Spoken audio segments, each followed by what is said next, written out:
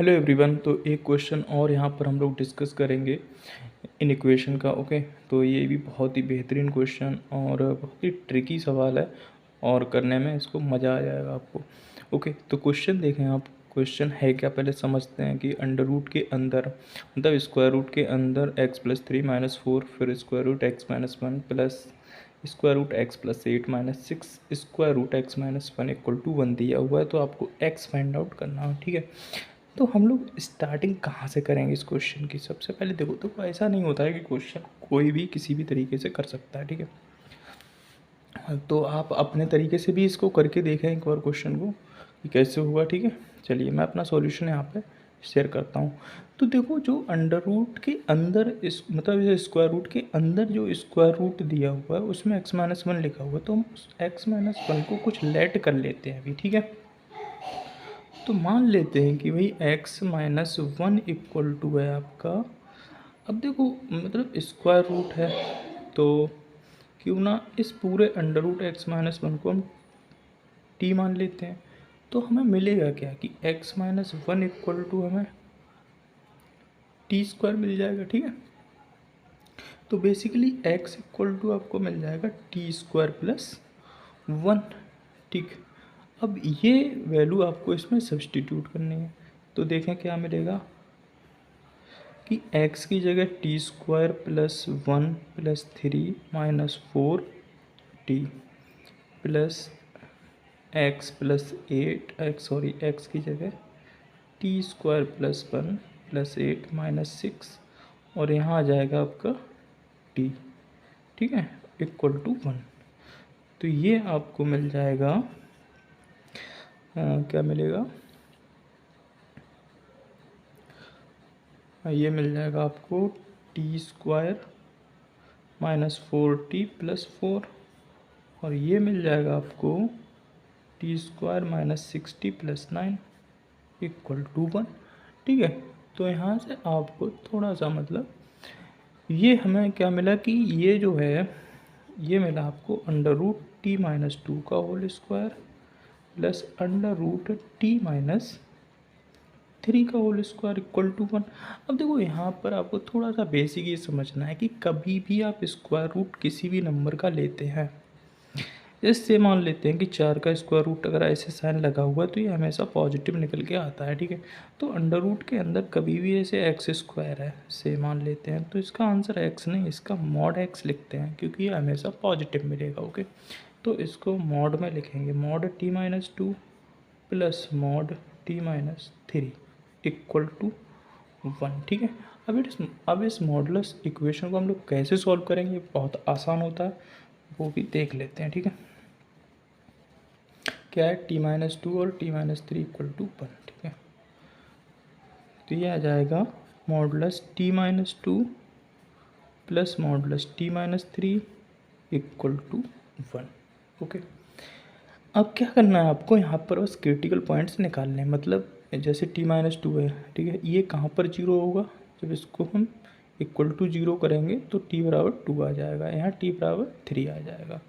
तो ये हम क्रिटिकल पॉइंट्स यहाँ लिख लेते हैं। ठीक है, अब देखो, बस मॉडुलस की डेफिनेशन को थोड़ा सा याद रखते हुए, जैसे 3 से कोई बड़ी वैल्यू लेते हैं अगर हम लोग, तो क्या होता है कि देखो, ये भी पॉजिटिव आएगा और ये भी पॉजिटिव आएगा, तो मॉडुलस साइन हटा के t-2 plus t-3 equal to 1।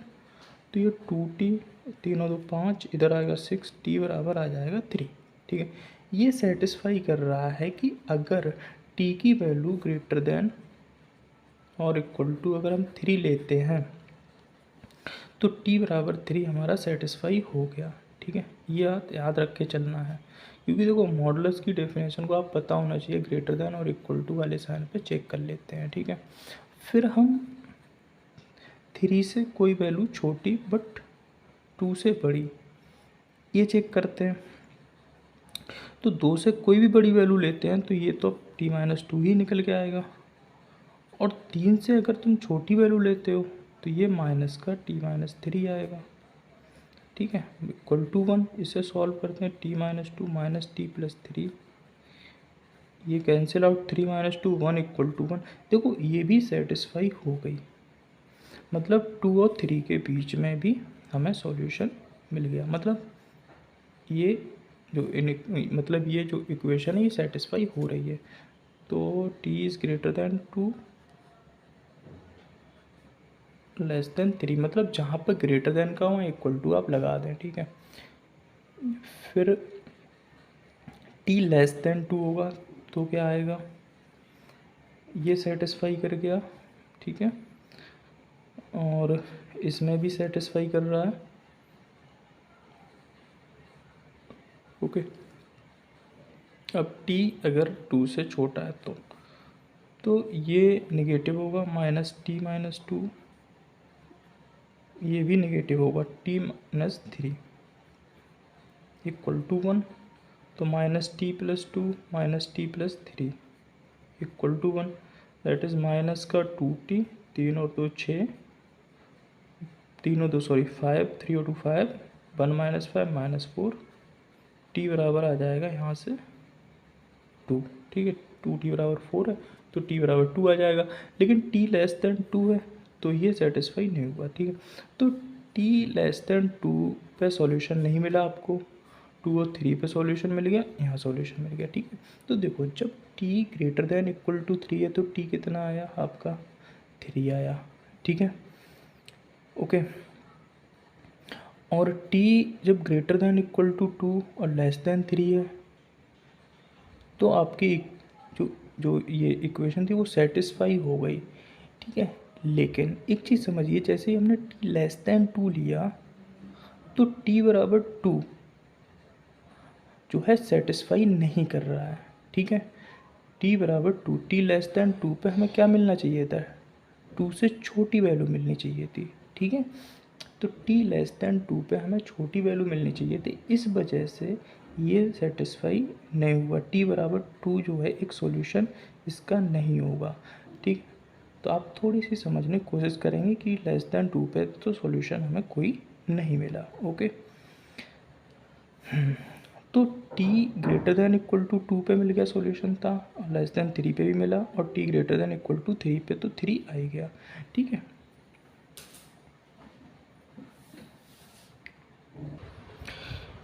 तो हम लोग करेंगे क्या बेसिकली कि देखेंगे t की रेंज क्या है। देखो 2 और 3 के बीच t की अगर कोई भी वैल्यू लेते हैं तो जो इक्वेशन है, जो मतलब जो इक्वेशन दे रखी थी वो सेटिस्फाई हो रही है, ठीक है। तो इसका मतलब है जो t जो वैल्यू लेगा वो ग्रेटर देन इक्वल टू 2 और लेस देन 3 ये सभी वैल्यूज़ लेगा। लेकिन एक चीज़ और याद रखो भाई कि t greater than equal to 3 पे हमें t बराबर 3 भी एक सॉल्यूशन मिल रहा था, यानी कि 3 भी सेटिस्फाई होगा, ठीक है।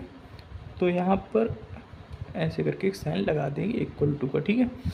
तो अब क्या करना है हमें यहाँ पर बोथ साइड, अगर सॉरी मतलब टी स्क्वायर की रेंज 4 से 9 के बीच आ जाएगी, और टी स्क्वायर था क्या बेसिकली आपका x माइनस 1 था, तो उसे हम x माइनस 1 रख लेंगे। 4 to 9 1 ऐसे लिख लो, तो ये x की आपको रेंज मिल जाएगी 5 और 10, ठीक है। तो x 5 और 10 के बीच में लाई करेगा। देखो क्वेश्चन तो ट्रिकी है और थोड़ा मॉडुलस की समझ होनी चाहिए, फंक्शन एफ(x) जो मॉडुलस फंक्शन होता है, ठीक है, उसको कैसे ब्रेक करते हैं ये इसमें पता होना चाहिए हमें, तभी इस क्वेश्चन को मतलब आसानी से कर पाएंगे, ओके। तो बेसिकली जो इनइक्वलिटी होती है, जैसे कि यहाँ पे t बराबर 2 आया तो 2 क्यों नहीं लिया गया कि t लेस देन 2 पे हमें इक्वल टू 2 भाई नहीं सॉल्यूशन में नहीं आएगा ना, क्योंकि t लेस देन 2 कंडीशन ही है पहले, ठीक है। t greater than equal to 3 पे हमें केवल 3 मिल रहा था, ठीक है, तो आ जाएगा सॉल्यूशन क्योंकि इक्वल टू है, और 2 और 3 के बीच में हर एक वैल्यू पे सेटिस्फाई हो रहा है, ठीक है। तो इंक्लूडिंग 2 पे भी सेटिस्फाई होगा ये, क्योंकि अगर आप 2 यहाँ लगा के देखते हैं 2 माइनस 2 0, 2 माइनस 3 -1 का मॉडुलस 1 इक्वेशन मतलब सेटिस्फाई हो जाएगी, ठीक है। तो एक बार वीडियो को फिर से अगेन आप देखना चाहें तो देख सकते हैं, ठीक है, और बहुत ही मतलब इम्पोर्टेंट और ट्रिकी सवाल है, ठीक है। तो इन क्वेश्चंस को समझने के थोड़ा सा मतलब अपना भी लॉजिक लगाना पड़ेगा आपको, मतलब समझना अच्छे से, ओके, फिर हो जाएगा क्वेश्चन, ऐसा नहीं हो, ओके।